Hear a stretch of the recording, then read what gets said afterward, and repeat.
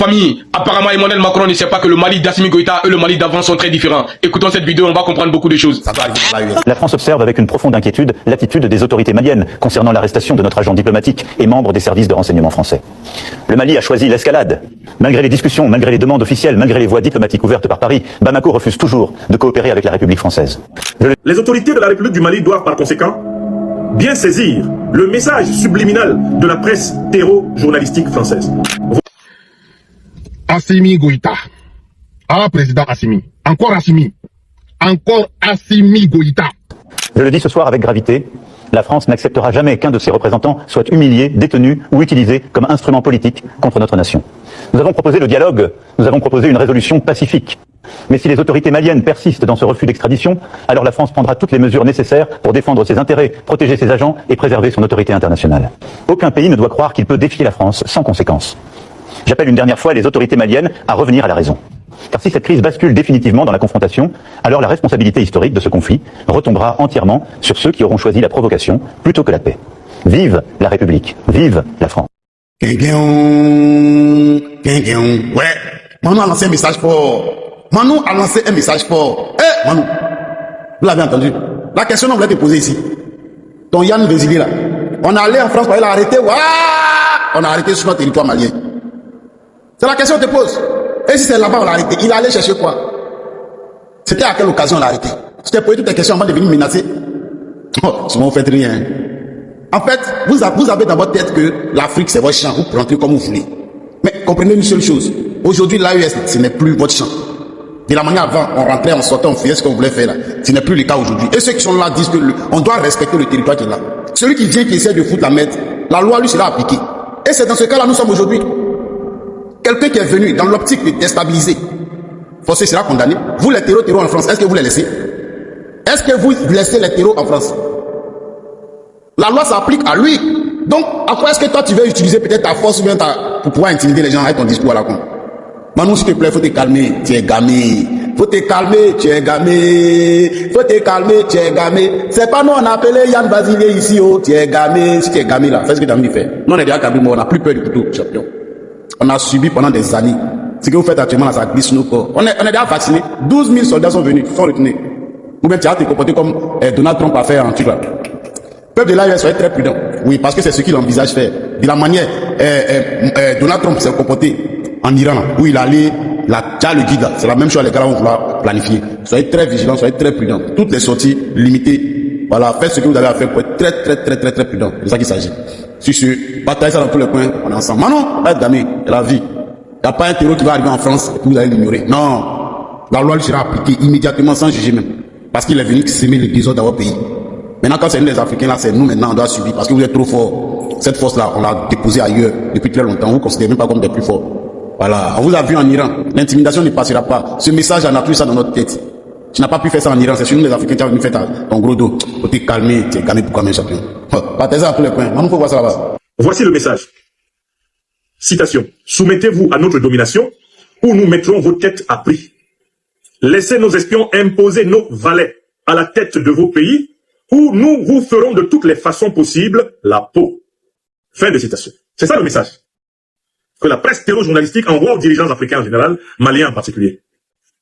Quand on se souvient des crimes commis par les mercenaires terroristes du JNIM FLA sous le leadership de Iyad Al-Ghali, Al-Gabas, Bilal Al-Sherif, Etienne Fakaba Sissoko, Oumar Mariko, soutenus par le régime Macron au Mali lors de leur attaque complexe, coordonnée et massive du 25 avril 2026, qui a coûté la vie à des dizaines de personnes, parmi lesquelles le ministre d'État de la Défense du Mali, le regretté général d'armée Sadio Kamara. Quand on se souvient des crimes que ces hommes de Macron ont perpétrés encore de fraîche date ici, on comprend alors que la publication du journal Libération est une désignation de cible pour les futures opérations de l'impérial terrorisme français en Afrique. Quel scandale, quelle ignominie. Le blanchiment du coupable et la diabolisation des victimes sont ici intimement liés. En ciblant ouvertement le président Assimi Goïta comme l'homme à abattre de la France, après que les mercenaires pro-français aient tué son bras droit, le ministre d'État Sadio Kamara, le quotidien français Libération rend un service supplémentaire de lucidité aux autorités maliennes.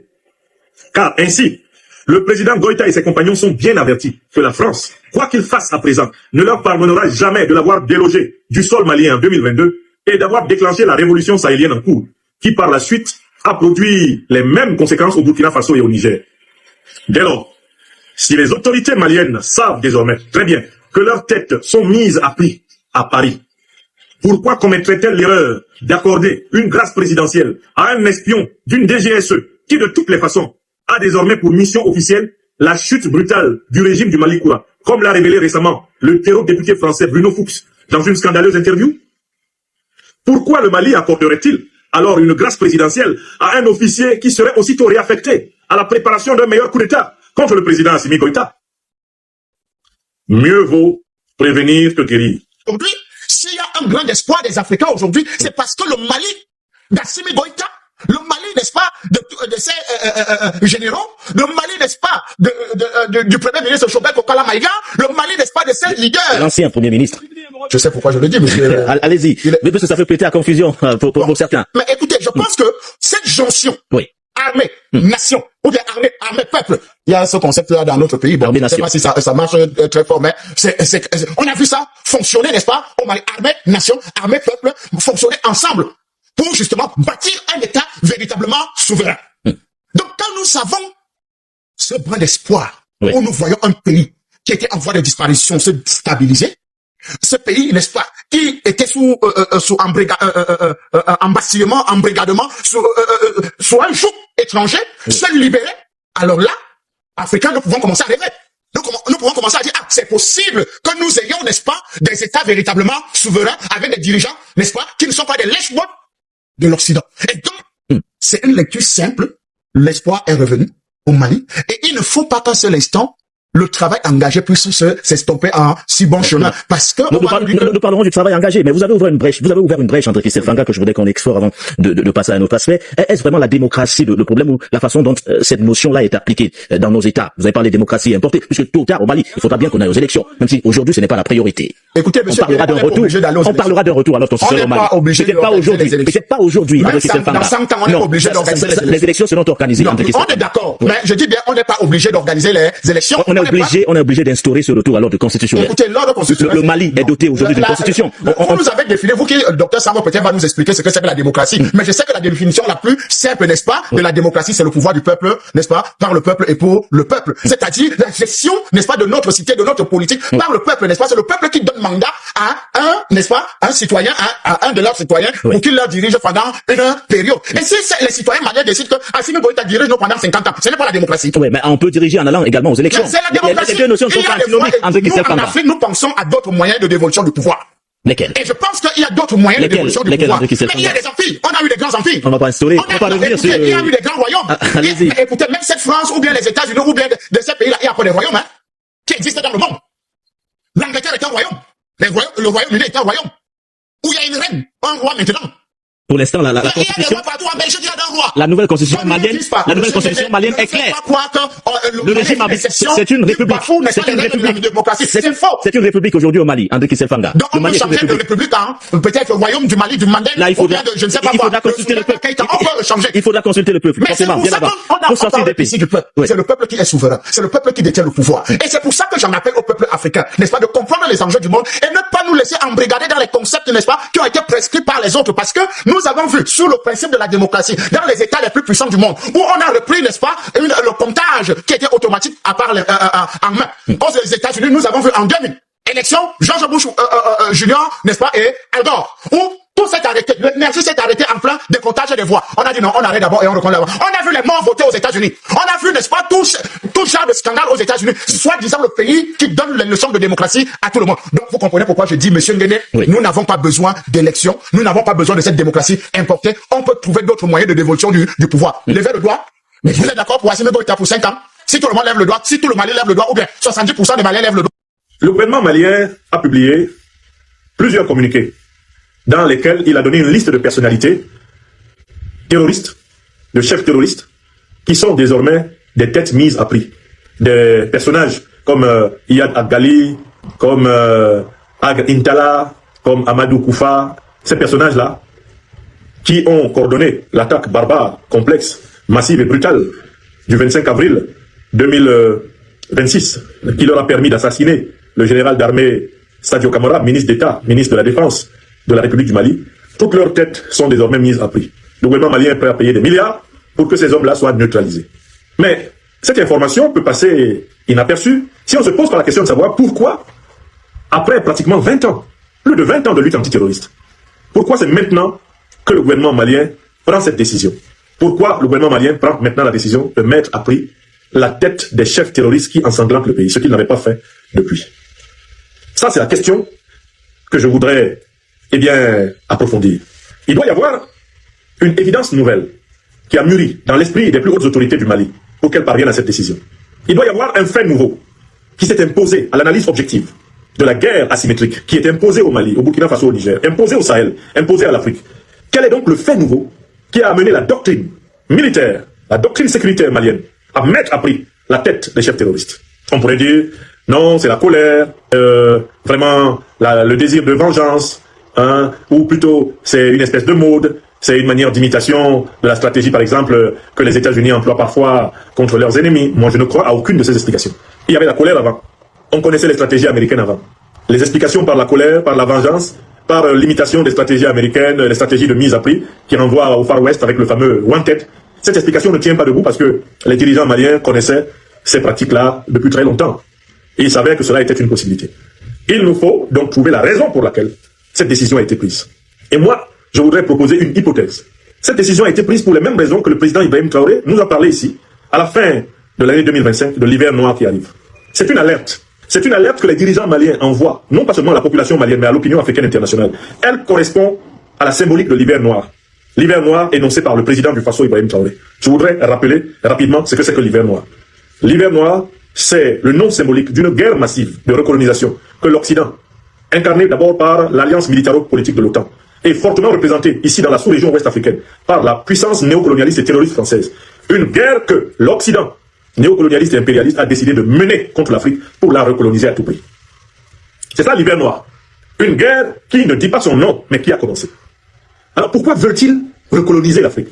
Il faut toujours expliquer que l'Occident souffre d'une maladie chronique qui s'appelle l'angoisse existentielle du manque. L'Occident est naturellement pauvre. Il s'est enrichi par la guerre. Il s'est enrichi par la technologie et par la science. Maintenant, je reviens au Mali. Parce qu'il s'agit de comprendre pourquoi il est question de mettre à prix, désormais, la tête des chefs terroristes qui attaquent le pays. Il y a un deuxième indice pour vous préparer à comprendre pourquoi. Allons faire un tour dans la presse française depuis 3 jours. Un mercenaire français a été arrêté en train de participer à un complot de déstabilisation du Mali. Il s'agit du lieutenant-colonel espion de la DGSE, Yann Christian Bernard Vézilier. Il a été récemment jugé, il a été condamné à 20 ans de prison. La presse française, officielle et périphérique des renseignements généraux français, a choisi de publier des articles de protestation, d'indignation et de colère contre ce jugement.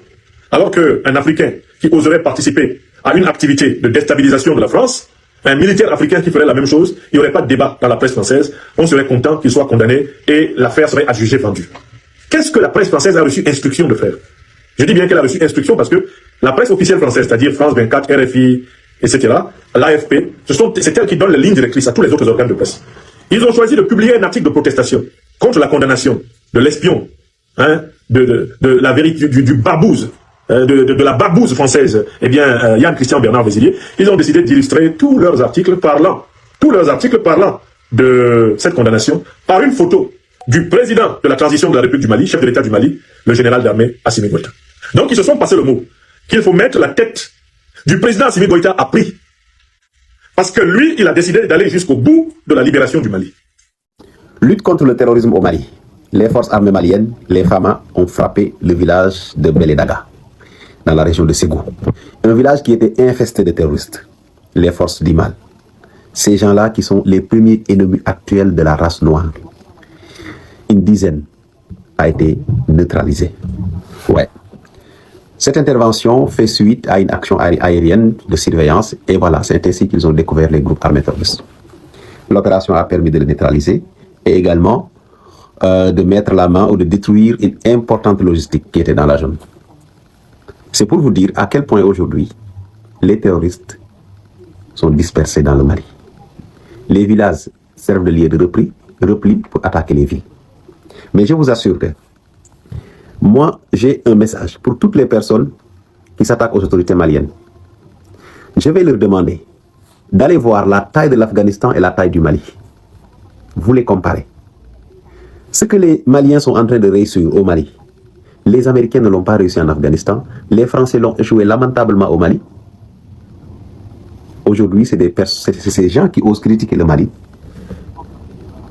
qui applaudissent la grandeur de l'armée américaine et le travail sophistiqué des Américains. Hein? Les gars, il faut réfléchir, il ne faut pas être complexé. Il ne faut pas être complexé. Cette guerre au Mali est doublement difficile. D'abord, elle couvre un territoire d'1 400 000 km². 1 400 000 km². 9 fois le Sénégal à peu près. Vous voyez? Même plus de 9 fois. Et vous prenez la France. Combien de fois la France? Combien de fois l'Irak et l'Afghanistan?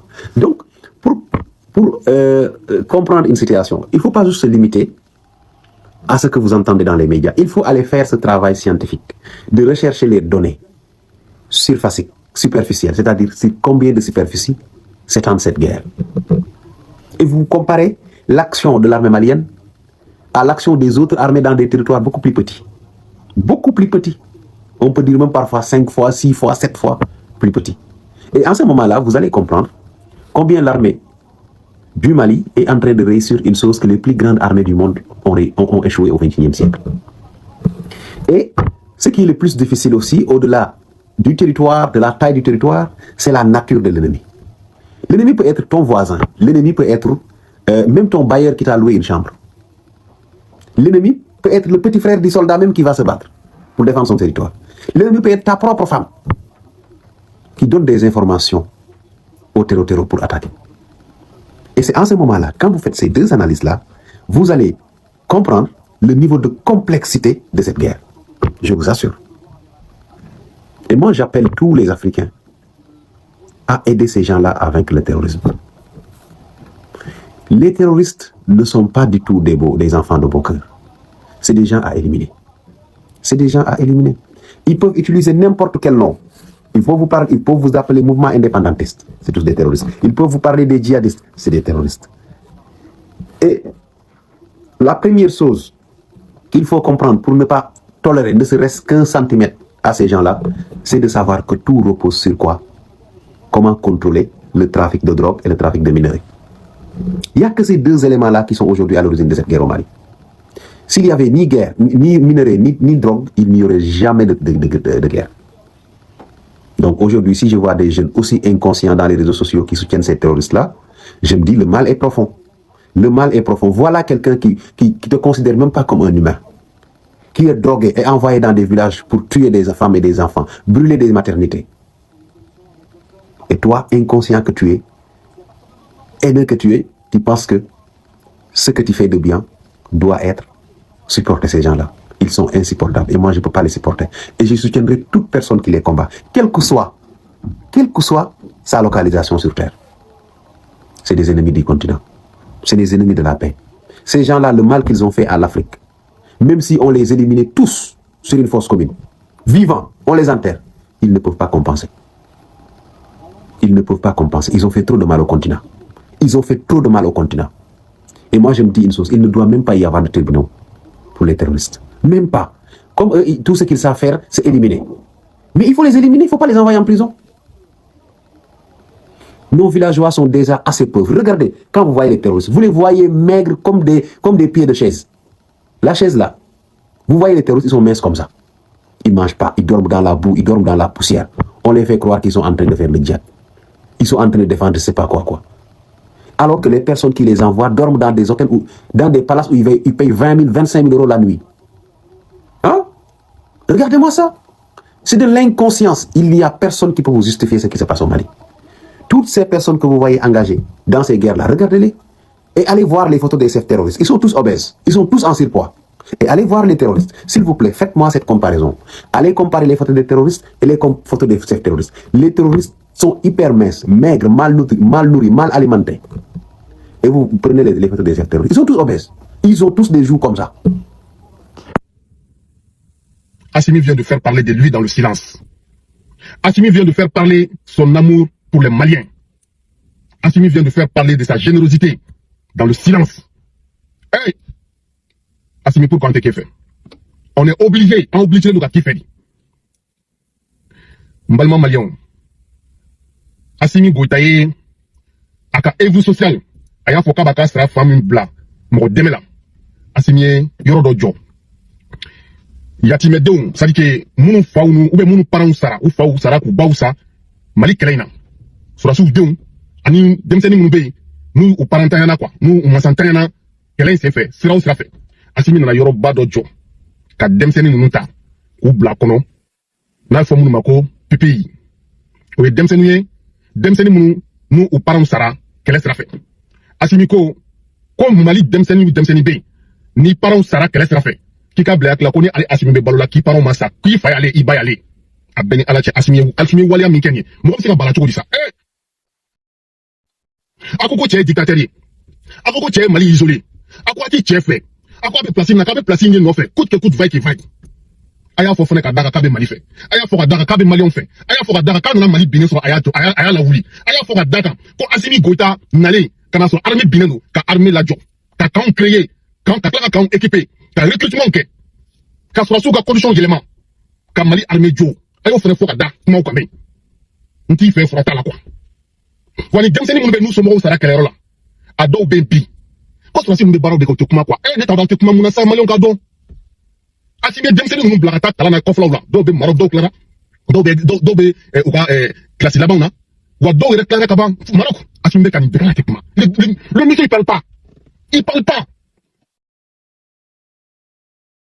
bon ne sujet de dauma de awre kata recherche ka were sita netna be fo na de ne sujet de di am awma Assimi me ka mun ke demseni ye mun so mo usara abeta mun ko lui ay ta nyi ni quoi